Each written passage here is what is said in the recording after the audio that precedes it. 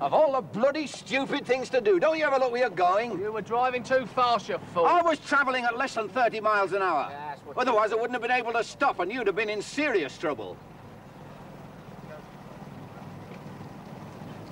Anyway, doesn't seem to be much damage.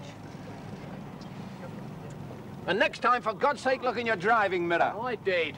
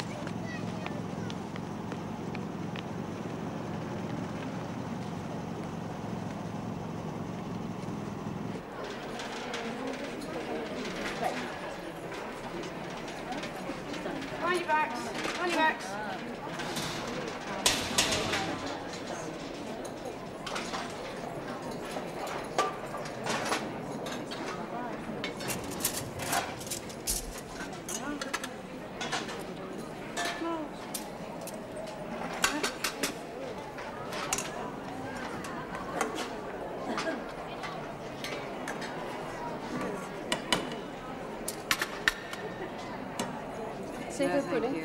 Miss Flaxton, Claire Staines, no pudding. How's the diet going, Fiona? Oh, fine, thank you, miss. I've lost 1.5 stone already. Only 7 pounds to go. That's good, isn't it, Governor? I better go on it myself.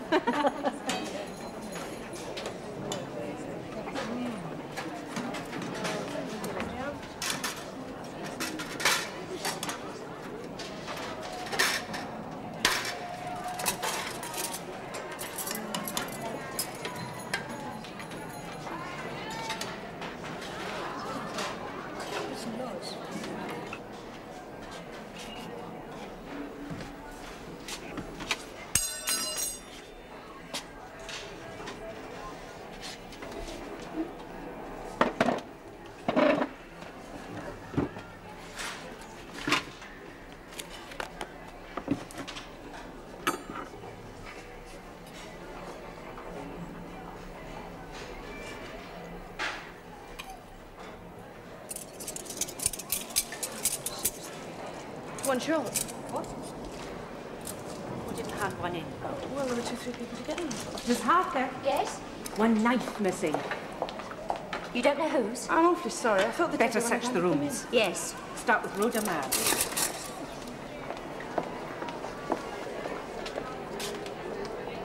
Claire, did you hand your knife in? Suppose so. I don't remember.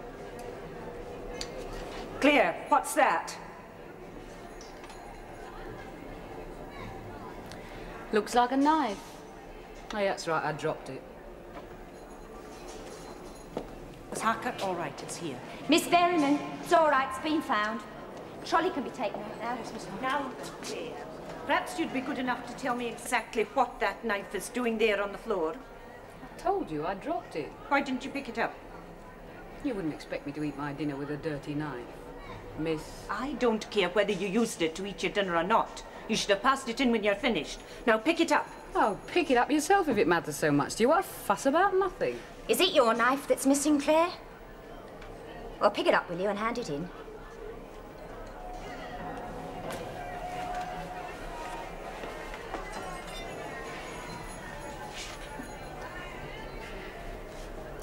And be more careful in future, please.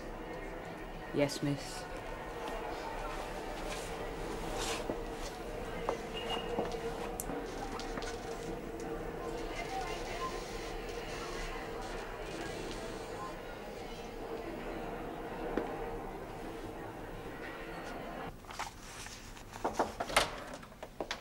Oh, you're back. How'd it go? Fine. You working late, Faye? Trying to plan our social engagements. Huh? Yes, a party of Russian journalists want to see Overstone Park on the 25th. We've already got 2 other visits that day. Really, I'm beginning to feel like a public entertainment. We should charge admission. Oh, that's a good idea. I'm not sure how useful rubles will be. Have a glass of sherry. Oh, thank you. I could do with one. I'm sure you could. How did the conference go? It was very interesting. Really? I must confess, I always think it's a purely masculine belief that if one stands on one's hind legs and talks for 3 hours, that something's been achieved. Well, but new ideas are put forward and discussed, and some of them are followed up afterwards. No, I found it very interesting. And it's just as well you attended it instead of me. Did you speak? Well, yes. That's why I thought I ought to report to you at once. Just in case the press pick it up. Oh?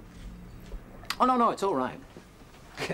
It's just that some idiot from a penal reform group made a long speech saying that most welfare officers are engaged in a life and death struggle with the prison service. Oh, that's delightful. So I pointed out that at Stone Park we all feel responsible for the social welfare of our prisoners, just as we feel responsible for their health. Fine. Were you very rude to the penal reform people? No, I don't think it was rude at all. Just firm. Oh, good. Because we do need them, you know. They're not all idiots. Well, anyway, you'll be getting a full report on the conference in due course. I'm sure I shall. Something else to read and file away somewhere. Oh, while I remember it, would you take the weekly meeting for me tomorrow evening? Yeah, sure. I've got to go and see a warden of the new hostel.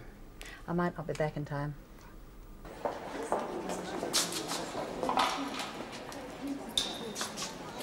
Escort duty tomorrow. You're looking forward to it? Hey, that looks nice. Evening, miss. Evening. I wish I could send it to one of mine. Oh, never mind. Miss Clark said that Johnny looked very smart in his fair hour jumper. You knitted that for him, didn't you, Sadie? Oh, no, I never knitted that. Oh, I thought you did. No, I nicked that. Oh, Sadie, don't tell me any more. Well, they took the rest of the stuff back, but they left that and it fitted him lovely. Sadie, really? Listen, you read. How's War and Peace going, Claire? All right, miss, thank you. You're over halfway. That's marvellous. Have you read it? Afraid not. Never had time. Perhaps you're in the wrong job. Perhaps I am.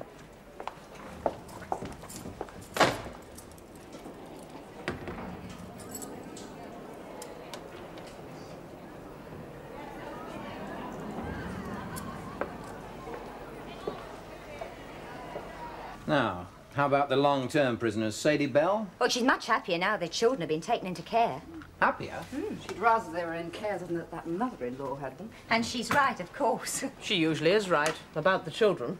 Seems so extraordinary when she cares so much about them. She goes on doing the one thing which ensures her being separated from them for years at a time. Yeah. Stealing to Sadie is like sex to some other people. She just can't keep away from it. Well, what do you suggest we do about it, Mrs. Armitage? The stealing, I mean. Oh, she won't change now. The children couldn't stop her, nothing else will. Well, we might all have a think about it.